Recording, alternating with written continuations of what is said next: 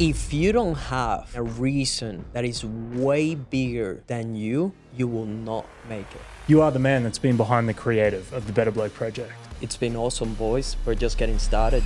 Your friend that passed 2 weeks before coming to Australia, everything that you're building, are you building that in somewhat of like a legacy because of what you had planned to do? That's one of the people that I can't let down.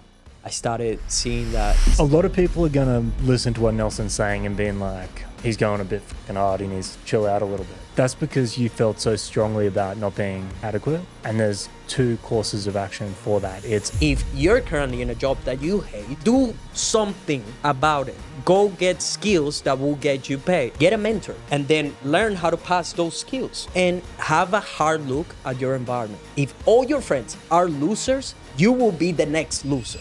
Welcome to the Better Bloke Podcast. I'm Matty. I'm Rob. And we're just a pair of average blokes on a mission to try and be a little bit less average. We're going to speak about all things highs and lows of what it feels like to be a bloke, plus speak to some legends along the way about what it takes to be a better bloke. Let's get stuck in.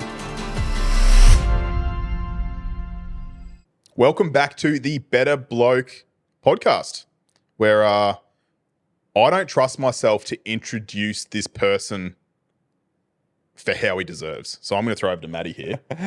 One of my best mates of all time. And one of the guys that's been through probably one of the biggest, I don't know if it's rags to riches or personal transformation. You came over from Venezuela as a waiter boy. Like you weren't speaking English. You were all alone in this country and you had to hustle and find your way through, find yourself. And I've been there and seen this transformation in you. And it's probably one of the most remarkable things that I've seen. Welcome, Nelson. How you doing? I'm great. Thanks for having me, boys. Nelson here, founder and CEO of Vibez Creative, the #1 video podcast agency in Australia and soon the world. And we should probably also lean on that. You are the man that's been behind the creative of the Better Bloke project. So a lot of the philosophies that we like, you share. Right. So you jumped on board and you're supporting the project. And as we always say, support the blokes that support us. So get around Vibez Creative and check out all the cool shit they do.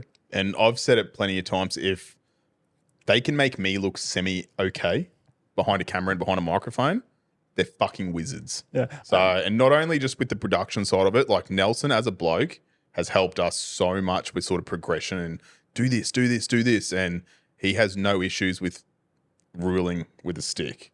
So it's good. He beats us into line, but you know, guys need that. So yeah, I before we even start, I just want to say thank you for everything, Nelson. My pleasure. I've been a part of Blokes Advice for about 2 years or something when I found out through Matty, and I love what that group stands out for.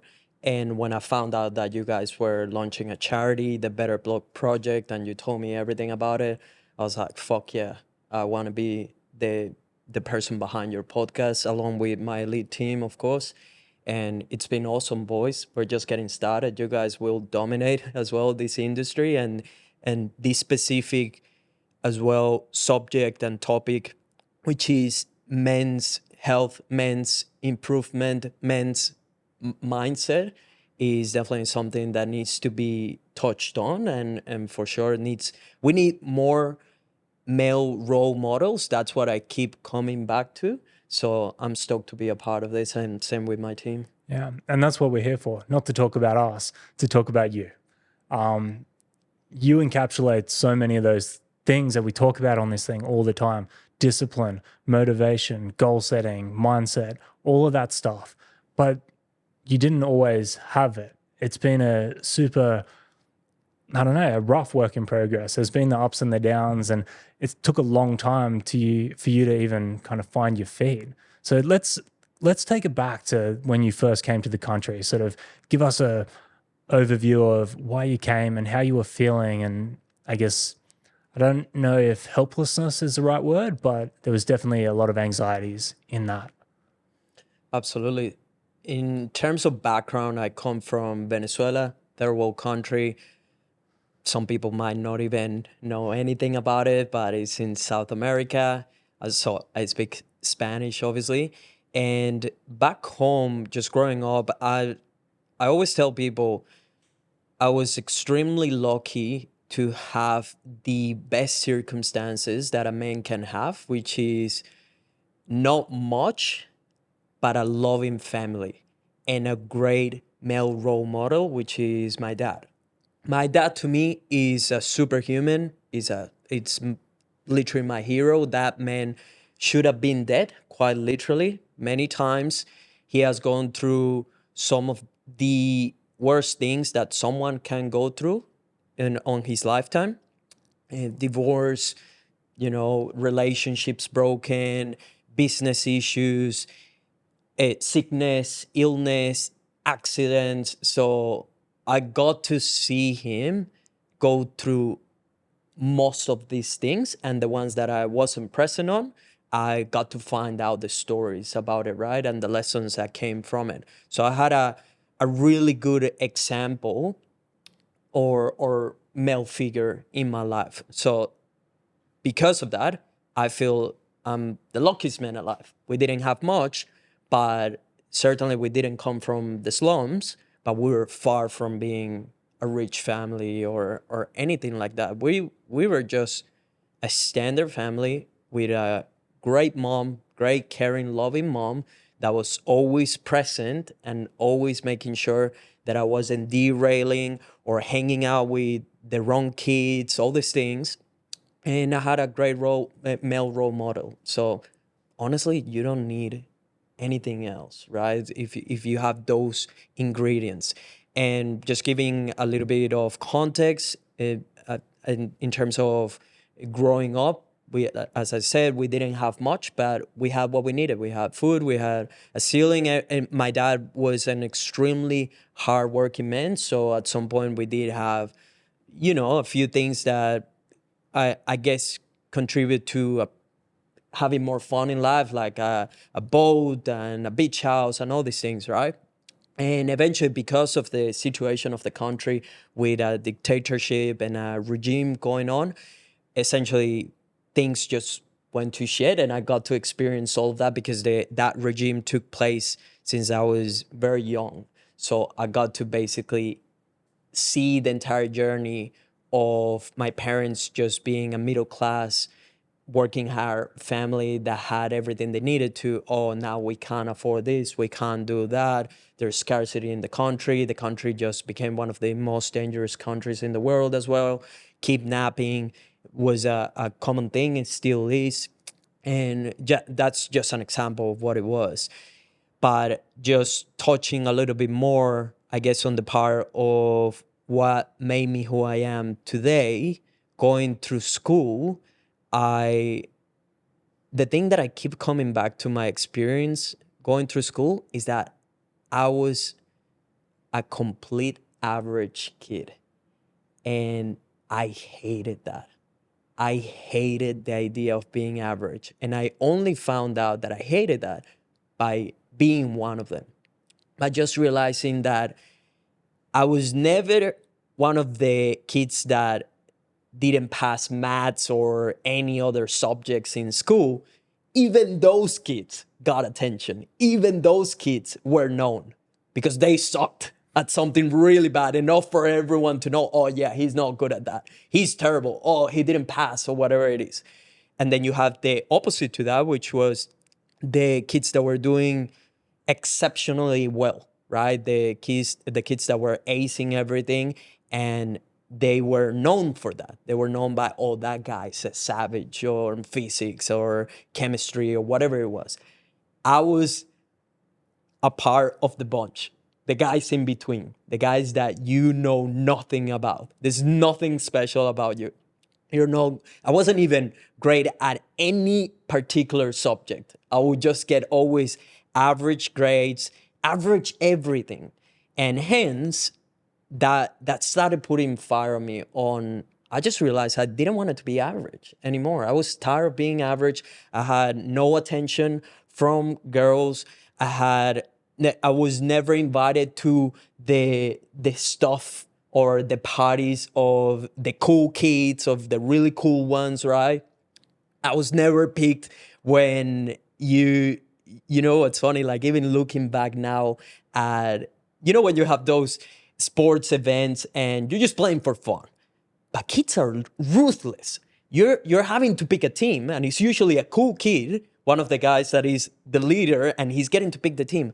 I was always one of the last ones to be picked. Yeah, that's rough as With a the kid fat too. kids, with the fat kids. Yeah. Because I wasn't the tallest one to play basketball or volleyball or anything like that. I wasn't an extremely talented soccer player. I couldn't run fast. I couldn't lift heavy.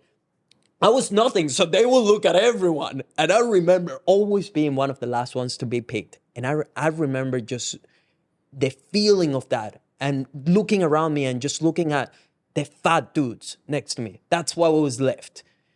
I hated that feeling. And just after school, I realized I started getting into gym because I found out that I had a lot of deficiencies and certain things I couldn't change. Like I couldn't change my height, for example. I've never been the tallest, right? I couldn't change that. But I realized I could change the way I look to a certain extent, how fit I get. And luckily I had a mentor that started teaching me the fundamentals in a gym, just started becoming obsessed with it. And guess what? People started paying attention. People started looking at me differently. Girls started asking questions. Suddenly I was seen. So to me, the foundations started with getting fit. And I remember a specific conversation where a girl came in and she said, "Oh, the guys that have six pack, those are the best." And I remember there was a group of us there and everyone was looking at each other after she left, like, and then one guy pulls his shirt up and he's like, "Oh yeah, I don't have a six pack." And then everyone started looking at each other and we all started putting our shirts up. And I'm like, "Oh, so I need to get a six pack." That planted the seed for me in terms of how important fitness is in the eyes of women and other men. Because guess what? She brought it, so she deemed it to be important, but all of them were checking if everyone had a six pack. So Like a self-reflection thing. Exactly. Everyone deemed it important. So I started there. I started just getting fit, getting my six pack, all this stuff. And then after school, I told myself, I don't want to be average anymore. And once I got into university, I'm a fully qualified dentist. So I went to study dentistry. And I just made a commitment to myself that this time I'll be one of the greats of this specific thing of dentistry. Fast forward to that, I became number 6 out of 200 people in my year. The only men, by the way, in there. So everyone else was out of the top 10 places, 9 of them were women. I was the only man and number 6. And I realized by being at the top how much I loved it. How much I loved it. You have no idea how much I enjoyed my university time and journey. I was one of the best. Everyone knew me by especially some of the subjects that were extremely difficult. I just became obsessed with them because I knew if I can be at the top here, I will be known. People will want my help. I will be valuable. I'll be useful in my specific year because guess what? By me being at the top, all my mates and all the chicks and all stuff, they all wanted my help. So they knew I understood the things that to most people was Chinese. You know, anatomy and all these physiology and all these complex subjects when it came to dentistry. So I just made that commitment to be great at that one thing, finish university, and because of the circumstances of Venezuela, I had to look for other options outside the country. I did work as a dentist on a dental clinic, earning like $80 $80 a month. So for then working an entire month, I will get the equivalent to $80 USD, which obviously leaves you with not many options to whatever, just live life. I was 23, right? And changing your car or even traveling, that's unthinkable, right? And at some point, my mom was the one that when I was looking at potential options overseas, they told me, we will help you get wherever you want to go. And once you step a foot in there, you're on your own to make sure that you either stay or figure life out, essentially. So my mom came with the idea of Australia. It just seemed that had all the things that I was into, surfing, cool weather, whatever. And it just felt like an opportunity to start from zero. which is what university gave me, an opportunity to start from scratch. Nobody knows me. Nobody expects anything of me. It's an opportunity for me to become whoever I want to become. Australia felt like that. It's so far removed from where I come from. Nobody knows anyone from there. Our only image of Australia is kangaroos, koalas, and beautiful people. That's kind of like the perception of people back home of Australia. Oh yeah, and I think they have surfing for sure and beaches, right? So we don't know anything else. So you've obviously just said that going to university was like that's a fresh start. All that stemmed from being that last kid to be picked for sport. You've obviously made yourself physically, you're a specimen now because you learned how to do gym because, you know, the girl was like, oh, we need six packs. And you put such an onus on your physical attributes. You as a physical specimen is not just you though. Like you've obviously got some pretty serious mind games that you've played with yourself to be able to get to that point where you've gone, this is my fresh start. I'm going to be the best. What led you to, before you even got to Australia, seeing university and going, I'm going to knuckle down, I'm going to fucking do this? That feeling of just always being the last one, or nothing is special about you. Nothing. You're not valuable to anyone. Do you think you always had that in you then, and you just coasted and you were part of the middle group in like, just say junior school then? And that's what made you realize? Looking back to it, I think it just started building that fire in me along with my dad. My dad he has very high standards. I remember coming back from school or even university at that point, and I'll tell him, oh, Dad, I got this really good grade. Every so often in school, when I had a really good grade, I will come and show it off and expecting kind of like, oh, well done or anything like that. And he will always say, oh, why didn't you get an A? If it was a B plus, A minus, whatever you guys call it, we have on the scale of 20 back home. So I will bring an 18, which is pretty damn close. And he'll be like, oh, why didn't you get 20? And even when I got the 20s, I remember like coming and being so certain like he's gonna be stoked or whatever. He was very unimpressed. It's like, that's what you were supposed to get. Yeah, exactly. It's almost like, yeah, duh, that's your job. You should be getting 20s all the time. That's rough, because even I see that from like a perspective now with Hemi, with my little one. And like I'm his biggest critic, so I will critique him and I will do that. But then I will also give him his flowers when it's needed. But now I'm thinking I'm not making a little monster like our mate Nelson here. Nelson's got all the right tools. A lot of people are going to listen to what Nelson's saying and being like, he's going a bit fucking hard. He needs to chill out a little bit. So that's because you felt so strongly about not being adequate. And there's two courses of action for that. It's A, turn into a savage and do what Nelson did, or B would be the self-acceptance movement.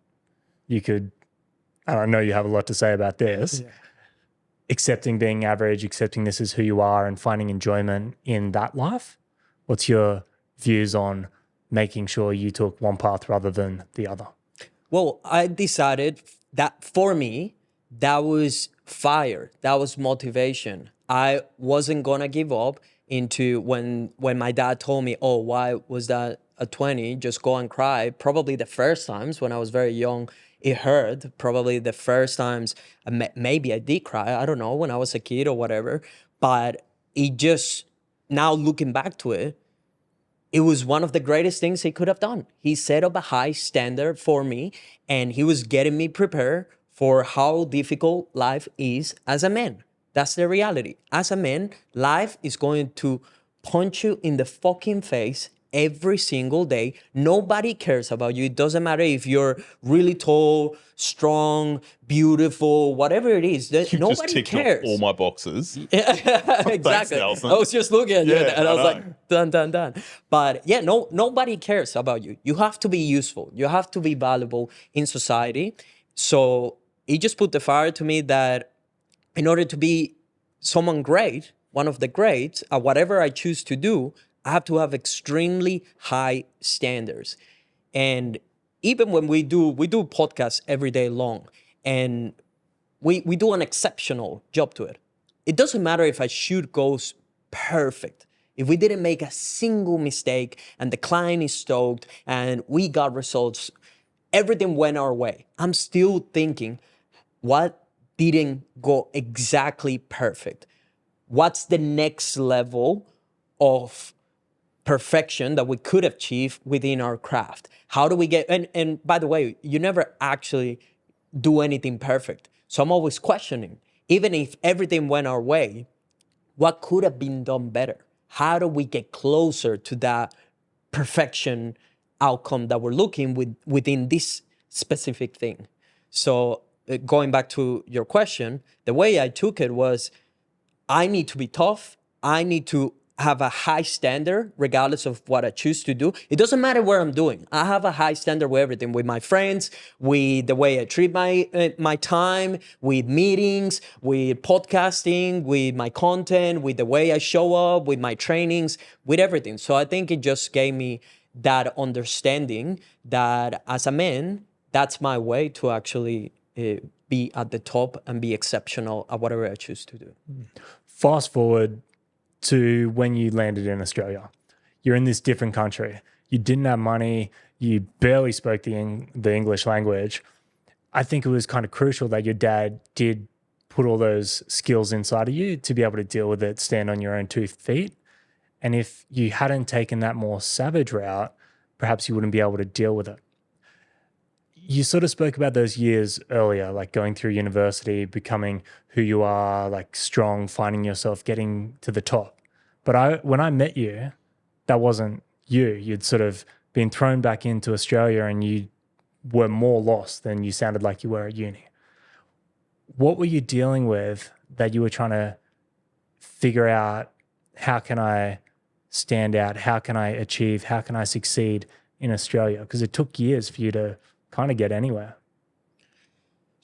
2 weeks before coming to Australia and starting this crazy journey and completely changing all the trajectory of my life. My path was, I'm going to be a dentist in this new country. I'm going to build whatever dental clinics, all this stuff. I was so into just doing what I was told I needed to do, because also everyone told me that if you become a dentist or a doctor or a lawyer or an engineer, you make a lot of money. And that's something that I didn't grow up with. And I knew as well that a lot of the issues or conversations we had at home, it was always around money. So to me, since I was a very little kid, I was always trying to get more money. And just before coming to Australia, 2 weeks before, I lost my best friend on a car accident out of nowhere. Had a conversation with him the night before. We were planning certain things that we were supposed to do before I left the country, all these things. And next thing is, I'm waking up at 6 a.m. My dad is waking me up. And I knew instantly the way he was waking me up. He sat down next to me and he was being very gentle, but I knew there was something in the air and in the energy that something really bad happened. And he just told me about it. I could not believe it. I could not process it in the moment, because I just spoke to him a few hours. That was the last thing I did before going to bed, was speaking to him. We had plans, all this stuff. Next thing, he's gone. After that, it started, check my phone, had all these messages, all these calls from friends, and yeah, the word spread out about the thing. That was my last 2 weeks in the country. I'm still getting everything ready to start my life from scratch on a different side of the planet, and I have to somehow now face this monster. Not only that, seeing his family completely broken, and I didn't speak to anyone for 3 days. I was just silent. I was just trying to understand what just happened and just trying to process it. And I started seeing that, okay, this person that was same age, 23, he is fit, He's an athlete. He has great friends. He has a beautiful, supporting, loving family. His whole life ahead. Dentist as well. Extremely smart. Just doing good. Suddenly he's gone. And that doesn't justify what maybe he could have done differently to still be here, right? But he's gone. So we're dust. I realized, okay, I'm dust. And that could be me. So if that could be me, and that happens tomorrow, I just started painting almost this movie of me, of if that was me, and I'm in front of God or whoever created this beautiful planet, and he's telling me, hey, welcome, watch, this is your life, watch it back. And I started imagining, cool, what if I do accomplish all the things I've been told, that I needed to be a dentist? Maybe I have dental clinics all over the world. I'm known as the #1 dentist, all this stuff. And I was like, fuck, that sucks. I don't want that. So I started questioning the things that I've been told and where my life was heading to. So I arrived to Australia. Again, there's not even time to process that. I just have to tackle this new challenge. And I remember as soon as I stepped foot in Australia and just started walking in Brisbane City, looking around everything, how nobody was scared to be kidnapped, stolen. I could walk with my phone on the hand. Nobody was going to do anything. Nobody knew me. It just felt right. And I just felt this is where I'm supposed to be. I fell in love with it. You found like a level of comfort that you hadn't previously experienced. And yeah, just looking around, looking at the people, nobody judged me for being South American, whatever. I couldn't speak English and people didn't care, most people at least. So it just felt like this is the right opportunity to build the next level Nelson. And yeah, so I just started working slowly, no money. I barely have any money. My parents gave me some money and a close family member as well for me to get started and just sort myself out. And the first thing that I realized is if I want to be a part of this country, I need to speak the language. I need to speak English, and I need to do it at a high level, because then I started looking at my competition. Guess what? You're always competing. You're always competing with someone. It doesn't matter if it's in business, you're competing with other businesses in the same industry. In friendships, you're competing to have the best friends and to be the best friend of your friend. In relationships, you're all competing for the same girl. Everyone wants the hottest chick. Even within your teams, everyone's competing to be the best team player, the best team member. You're always competing. And I realized, just like I want this citizenship, this residence here, there's a million immigrants that want that. And I realized that a lot of them were not taking it seriously. A lot of them were not learning the language. A lot of them were just distracted with the shiny objects of being in a new country. And I just saw an opportunity to tackle. That's what I did. I just started learning English like crazy. I put myself in positions where I didn't need to speak to any Spanish speaker as well, just to force myself. I started reading all my books in English, watching everything in English, and having as many jobs as possible just to have real life experience of people talking to me in the language, and just moving slowly as well. Because of what happened as well with my friend, then I realized that I didn't want to do dentistry.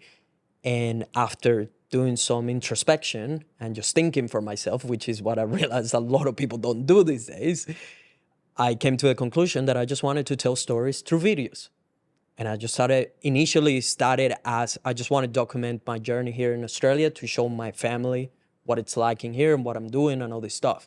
And one thing led to another until people just started asking, hey, how much you charge for a video? That blew my mind the first time someone asked me that. I was like, you're telling me someone is going to pay me to do this thing that I love so much, that I'm doing for free, and that I'm so obsessed that I go late to bed just watching YouTube tutorials to learn how to use a camera. You're telling me someone is willing to pay me for that. So yeah, getting that first client, getting that first win, it just gave me the proof that I needed that I could make money of the things that I love. Just kept doing it, hammering at it. That's how I actually met Matty. Matty and I are only friends because of me pursuing this crazy thing. Everyone told me I was crazy when I started telling everyone that I'm not gonna be a dentist anymore. I'm gonna be a videographer, a filmmaker. I'm gonna make videos. Everyone told me I was insane. There wasn't a single person that came to me and said, dude, that is a fucking great idea. Get after it. No one. My family, that was another thing to explain. Friends were just laughing. Some friends, because your friends shouldn't, if you have friends that are just laughing at your shit generally and not there's certain things that is sarcasm and just having a laugh at things, but generally laughing because they don't believe in you, you should be changing groups straight away. To put that into context, just for those listening that might not actually understand how it works, so even though you're a qualified dentist in Venezuela, what's the process like? You can't come to Australia and just go, I'm a dentist, bang, straight into a dentistry, because that's how it doesn't work like that if anyone's sort of coming from a different country. So what options did you have that were there for you to sort of start doing when you came to the country? Great question. And by the way, that looking back, I remember I was so pissed. Why the fuck do they make this so hard for me to be a dentist here? It's not fair. Put 6 years of my life to become a dentist. I have real life works experience, all this stuff. I have all these accolades, titles, all these things. Everything was worthless in this country. And that's got to fuck with you, hey? That fucked with me initially. Yeah. But now looking back, I was like, fuck, that was the greatest thing ever because it made me have to do all the things. It made me have to go look for a job as a waiter and all these things. I remember we were discussing it, and it's not like you had to do a full 6 years again, but you still had to go and do a couple years of study or whatever it was. And that made you question way harder, is this what I want to do? Yeah. Because I got to put more work into this thing. I don't want to put more work into what I don't want to do. And that was probably like a little thing that helped make the decision to go, no, I will live out my dream. It was a blessing in disguise. They put so much friction for me to be a dentist here that I was like, fuck it. I have to think. I have to do all the things. I started getting jobs in hospitality. I have done almost everything you can think of, from being a barista to being a waiter to making bagels. Came from, the barista? The hat came actually from Matty. Come from Matty. Yeah, that's a good story right there. You look like a barista when you wear the hat. Like, you just suit the mold. I like it. Thank you. Good. It's like you now. I will be the best barista you have ever met. But yeah, essentially just went through all these difficult, hard jobs that gave me a lot of time to think. And guess what? I was always the person less paid in the team as well, because I was the immigrant. So everyone was taking advantage. And because I was the hardest fucking worker. I would show up every single day. It didn't matter. I would tell my managers, I was an exceptional worker. That's why I'm very hard on my team these days, because also, if it doesn't matter what position you have within a company or within a business or whatever job position you have, you should be trying to excel and have a high standard with yourself. Whether you're the cleaner, the waiter, the barista, or the business owner, you should have a high standard for how you do things. You should be the hardest worker in the room. You should try to be great at whatever you are currently doing. And it doesn't matter if it's for you or for someone else. I was being the best worker that I can be. Man, I've never called in sick to my job. Not a single time. I never lied to not go to work. I never, ever showed up and gave my worst. I always tried to do my best. And yes, sometimes wasn't at my 100% energy or whatever it is, but I was always really just trying to put a mask and do great, because that's what they were expecting from me at that specific position. And it put the fire on me.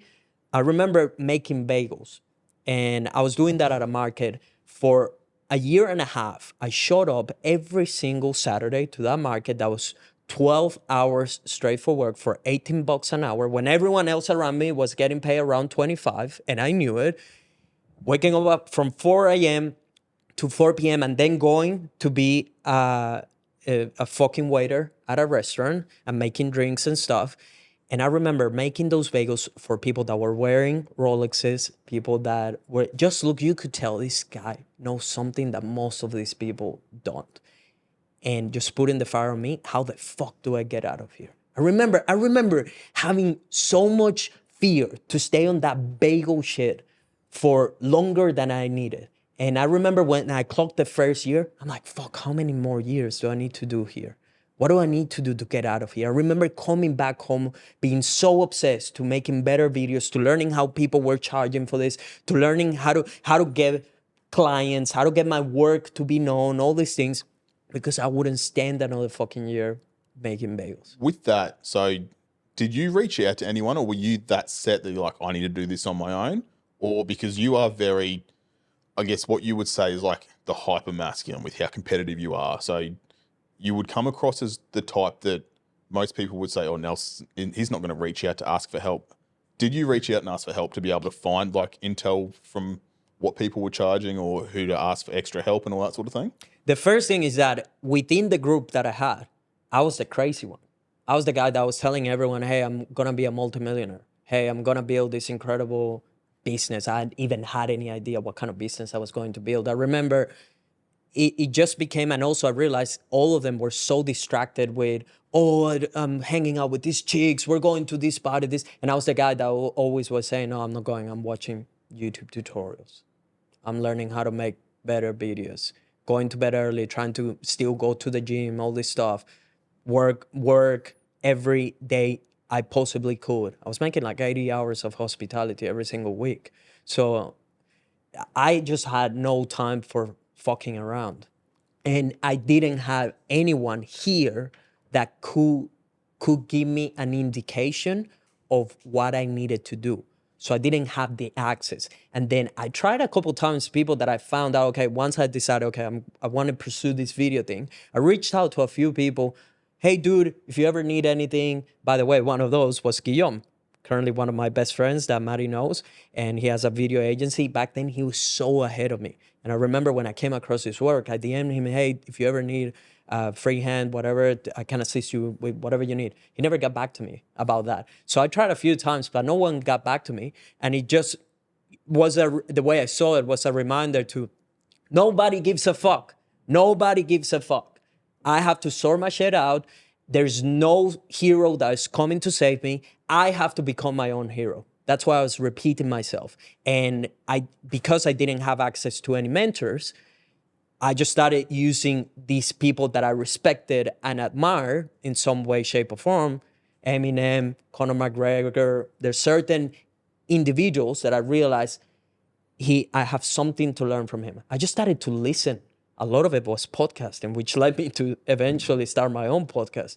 But I was just looking for mentors where I could get and information where I could get it. I didn't have it next to me. That happened way further down the track, but just continued to build and do my own thing. But back then, I just had to get the information however I could from whoever was posting the information.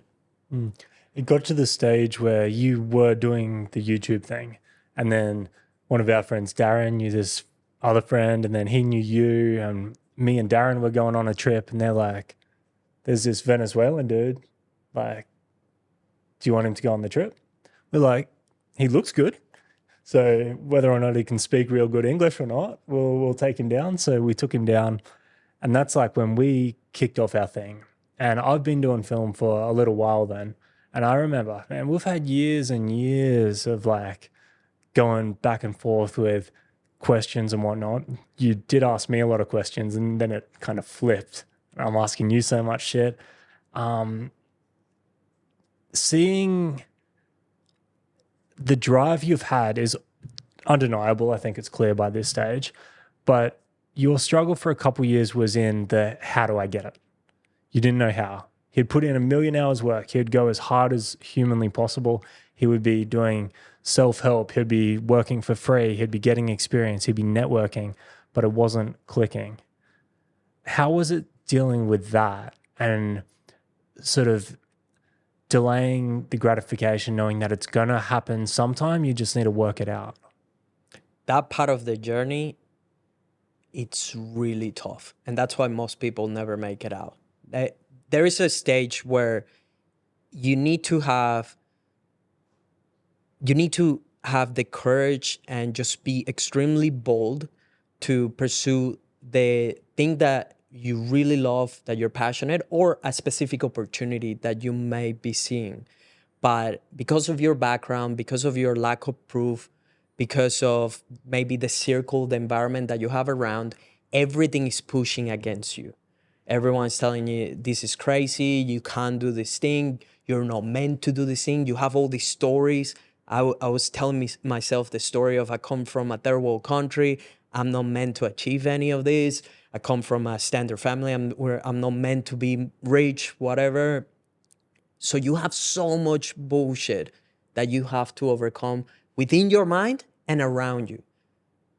And you just have this little voice telling you, dude, just keep going.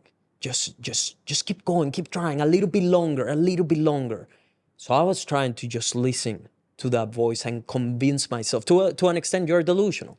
I had to be delusional. I had to believe that any of this was possible. But no one is believing you. And you even question yourself because you don't have any proof that you are who you say you are. And the only option is either quitting or getting to work. So I was just trying to show up every single day. And every day, some days were fucking hard. Some days I was questioning everything. Some days I was just thinking, yeah, I should just go back to hospitality, whatever it is. And as you said, I was working extremely hard, but that wasn't the answer. Because if you're working extremely hard on the wrong thing, you will never get what you want, which is what took me a long time to realize that I was one of the hardest workers in the room, but I was working on the wrong things. And eventually it became clear that I needed to acquire more skills than the ones that I had, because I became a master at my craft, but that craft could not get anywhere else if I didn't acquire the next skills to help me, in this case, build a business or make more money, which for me were sales and marketing. I was just lacking those two tools. And until you become aware of that, there's no way for you to improve. You just don't know what you don't know. And as soon as I got those tools, because I already had the work ethic, I was obsessed with getting the know-how, and I was willing to invest in myself as well to get mentors and someone that could tell me what I just didn't know, then the way we've been progressing after those first 6.5 years of not getting any incredible results, now is skyrocketing but nobody sees that. People just look at the stuff you have now. Oh yeah, he has a Rolex now. Oh yeah, he has a studio, he has a team, all this stuff. But nobody sees the 6.5 years that I had to put off just blind belief, plain raw hard work to get to this position. So what you got is what they look at, not how you got it. 100%. We've said that so many times with no one sees the amount of times you had to fall down and pick yourself up, or no one was there to pick you up. You did that all yourself. So like everything you've built here, it's a credit to what you've done. And whilst we're on that, you said that you had to learn that sales and marketing side yourself. Those that are listening with businesses don't need to learn that themselves because we've got you, Nels. So reach out if you need anything done, because you're a fucking wizard at what you've done, and like a credit to what you do with us anyway. It's amazing. I'm going back to drive because that's the main thing for you. I love the drive. Something I've struggled with personally is the reason why. Why am I doing this? Like, I work pretty hard, but sometimes I lose track of why I'm doing it. What do I want? You have a bit of a bigger why in the sense of where you came from and what you want to achieve in that. How important is having a clear vision of why and what you're trying to achieve to allow you to go to that level of determination? If you don't have something and a reason that is way bigger than you to be used as fuel, you will not make it. I have seen so many people around me that started strongly pursuing a project, that they were working super hard, and at some point they either quit, they gave up, they lose the incentive, the motivation. Your mission has to be way bigger, and the reason why you do things have to be way bigger than yourself. I have so many people that currently are relying on me that there's no option for me to not show up. There's no option for me to just quit, because me quitting is quitting on a bunch of people around me, my family, my team. This thing that I built is now providing way past me, provides for so many people, our clients, everyone around me. And my goal is to not only provide for my family all the opportunities that we never had and that seem impossible, but it's to show everyone all around the world, and especially people from third world countries, that whatever you want, you can have if you're willing to pay the price. I'm at a point now that I truly believe I could get anything I want. I can bend reality to my willing. I'm a world bender. Anything I want, I can get. I just need to be willing to pay the price, and I cannot have every single thing all at the same time. So I have to be very diligent with getting clear on which is the thing that I want. What do I want to be known for? And as a result of that, what am I trying to do? Why am I doing things? And I'm just trying to show people that came from the same journey as me that you don't have to be the tallest, you don't have to be the fittest, you don't have to come from a wealthy family. You can build any life that you want. You can bring it into reality. These crazy dreams, you can literally bring and craft your reality as you please. So I'm just trying to show people what's possible as a result of what I'm doing. Beautiful sentiment, and probably a good place to round this one out. Before we round that off, there is one thing I want to go back to. So your friend that passed 2 weeks before coming to Australia, before kicking off this, I guess, rise of the phoenix of what you've done right now. So do you use him as motivation from that chat that you guys had? Obviously, you've made plans together and all this sort of stuff because he knew you were coming over. Everything that you're building, are you building that in somewhat of like a legacy because of what you had planned to do? So like it's sort of like it's like a memoriam, so to speak, for him. That's one of the people that I can't let down.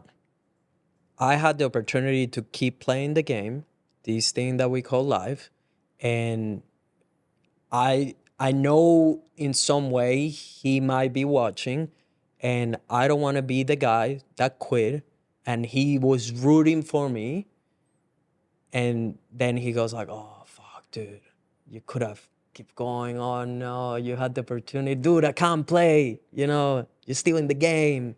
That's kind of how I see it. And I keep a photo of him to remind myself that life is fleeting. I have it with me all the time on my wallet. And dude, my motivation goes way beyond me. I really don't care about myself. I already accomplished almost everything I ever wanted. I want more now, and I'm at a bigger scale. I'm gonna make $100 million and all these things, but I don't need it. I don't need it anymore. I wanted to work for myself. I got that. I wanted to be fit. Got myself fit. I wanted to be well respected within my circle. I got that. I wanted to have great options when it comes to partners. Found a great partner. Again, the list goes on and on and on. I got my dream car that I dreamt as a kid. It's an old Prado, but as a kid, that was my dream car. And it felt completely out of reach. And I always remember watching the rich kids with their Prados and all these things. And I'm like, fuck, I'll never be able to get a Prado. I got a Prado. You know, I wanted a Rolex for the longest time ever because it's the symbol of status and all these things. And I just love watches in general.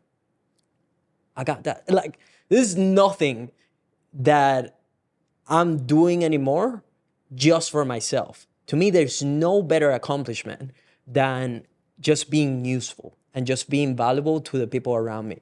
We have 2 team members overseas that, because of the job that we and the opportunities that we have provided for them, they got to fulfill their dreams, which were getting houses.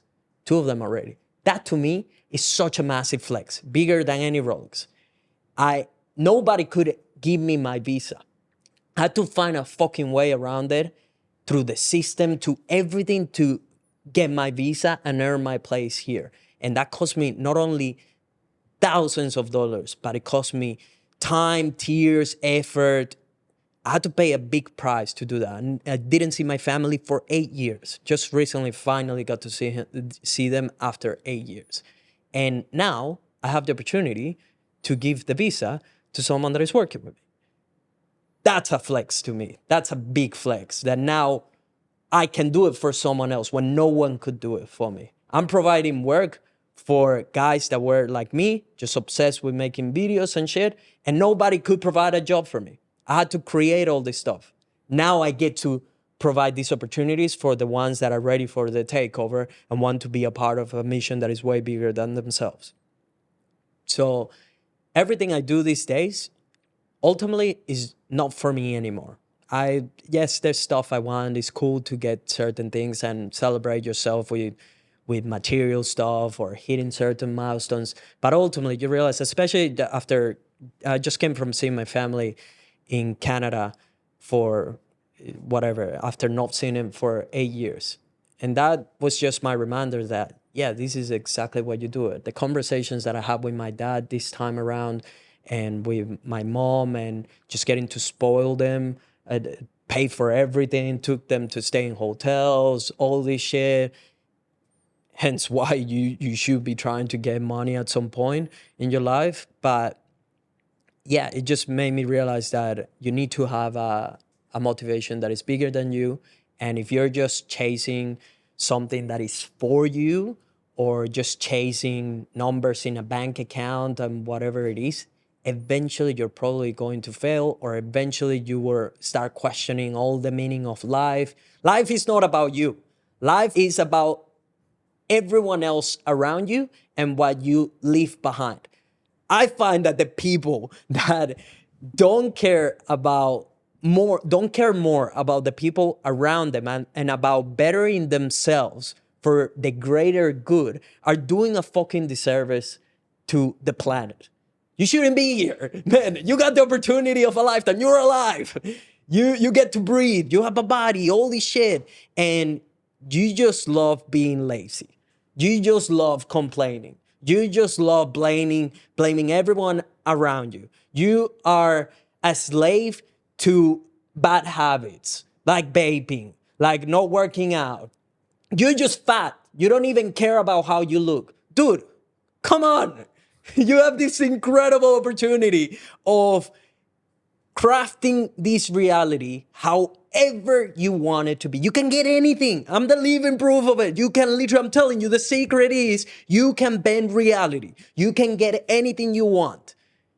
But everything should be for the greater good, because ultimately you're just dust. I don't want this reality. I want to bring everything into reality. Where should I start? If you're currently in a job that you hate, you don't like anything about your boss, you're always complaining about it, do something about it. Go get skills that will get you paid, whatever that is, for whatever you want to do. There's a million skills that you could get that transfer across many different areas of life and business opportunities in itself. Get a mentor. Get someone. Don't think that you know everything. You need to get many different mentors across your life. I had mentors for how to get in shape, how to play chess, how to fight, how to do business, marketing, sales, and so on. I'm constantly investing in myself to learn the things that I don't know.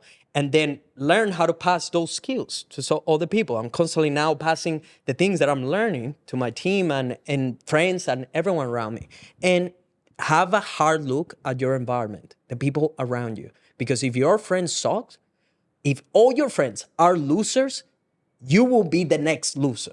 That's how it is. You want to be a killer, surround yourself with a bunch of killers. I'm very careful with my circle these days. I don't speak to anyone that I don't want to speak to. I don't spend time with people I don't want to spend time with. I don't talk to people that are in the matrix. I don't need any of that. I'm working towards being, my circle is going to be the greatest of the greatest. Yeah, I love Welcome that. to Nelson's monologue. That's good. I want to, before we wrap up, I just want to say a quote that I read, which you've just inspired me to sort of follow on.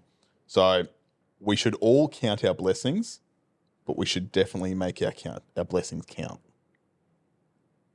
So, and that's everything that Nelson has just sort of gone on about, is you haven't taken anything for granted. You've worked for fucking everything, and like, you are crushing it.